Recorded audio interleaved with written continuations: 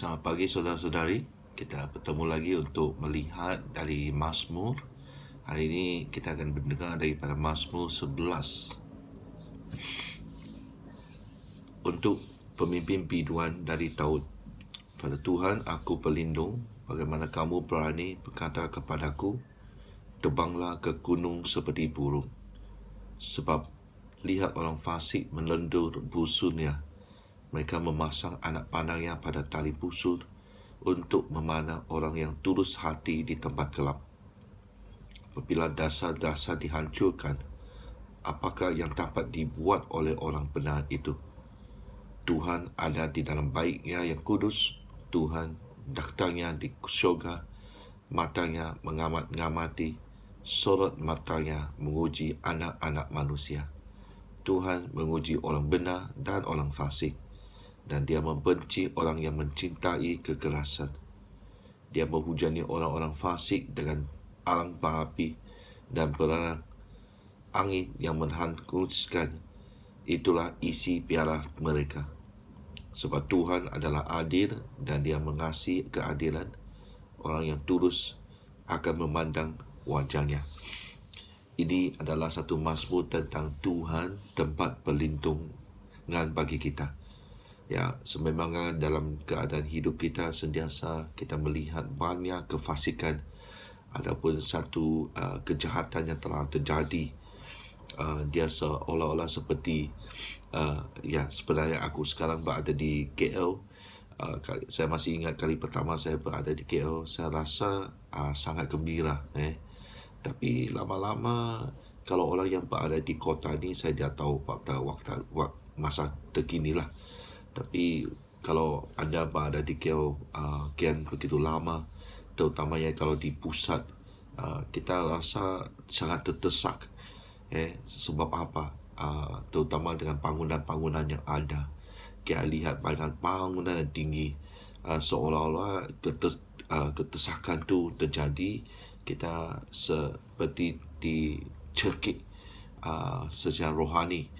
Kita rasa tertekan sebab banyaknya tekanan-tekanan, biar secara ekonomi, hubungan, banyak tekanan yang berada dari sekeliling kita. Begitu juga dari kejahatan. Orang bilang di KL ya bagus, tapi seringnya kita lihat banyak kejahatan yang terjadi kalau berbanding di Sabah lah. Jadi ini kita boleh lihat bahawa satu keadaan yang sentiasa orang akan rasa mau larikan diri. Itulah waktu itu orang mengatakan kepada Daud, terbanglah ke gunung seperti burung. Larikan diri bukannya satu perkara ataupun penyelesaian yang baik. So sentiasa kalau kita larikan diri, pastinya ada satu gunung lagi yang lebih tinggi. Kejahatan tu hari ini kita lihat mungkin dari perkara begini, besok perkara yang lain, besok lagi perkara yang lain. Kalau bukan hari ini mungkin besok, kalau bukan besok mungkin 1 bulan lagi, ataupun 2 bulan lagi, ataupun 1 tahun lagi. Kejahatan tu hanya bertambah. Hanya kalau kita dalam keadaan jangan larikan diri, tapi fokus kepada Tuhan. Itu penyelesaiannya. Itulah sebab di sini kita harus tahu Tuhan tu dia sentiasa mengamati, sorot matanya menguji orang anak manusia, dan dia menguji orang benar, orang fasik. Dia membenci orang yang mencintai kekerasan.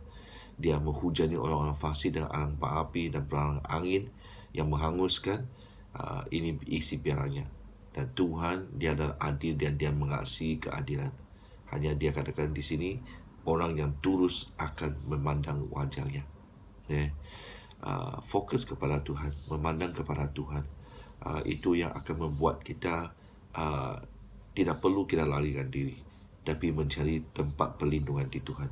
Sebab walau macam mana pun gunung-gunung ini yang ataupun saya gunakan di sini, bangunan-bangunan yang tinggi itu rasa menekan kita. Dia hanya bertambah.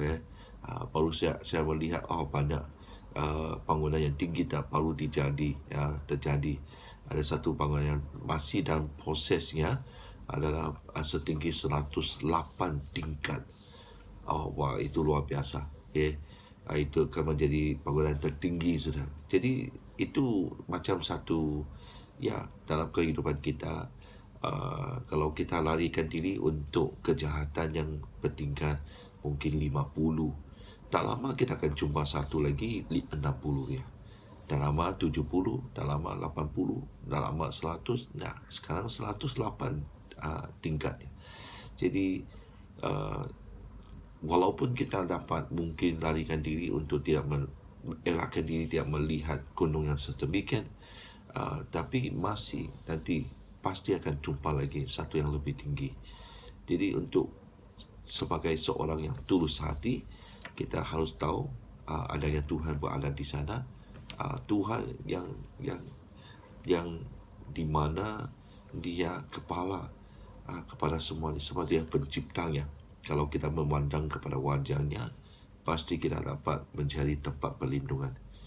Jadi saya mendorong kita semua, jangan ambil keputusan untuk larikan diri.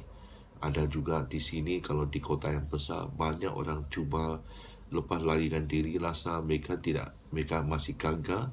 Mereka memilih untuk bunuh diri. Jadi itu bukan caranya. Kita harus tahu bahawa dalam Tuhan, Dialah pelindung bagi kita. Amin. Dia pasti akan menjaga. Yang pentingnya adalah kita teruskan menjadi seorang yang tulus hati dan sentiasa hidup dalam keadilan dan juga kebenaran. Ya, jangan kita larikan diri ataupun kita cuba melibatkan diri. Kadang-kadang orang juga melihat, ini dunia pun begitu sudah. Nah, kalau tambah saya satu melakukan kejahatan, apa bezanya? Bezanya besar. Sebab Tuhan kita bukan Tuhan yang jahat. Dia hanya mau dan mengasihi keadilan. Jadi saya mendorong kita semua untuk melakukan sedemikian, supaya kita akan melihat Tuhan sentiasa berada di sana untuk kita semua. Amin. Jadi saya mendorong kita lagi adalah untuk persiapan ke hujung minggu ini, di mana kita kembali lagi untuk beribadah.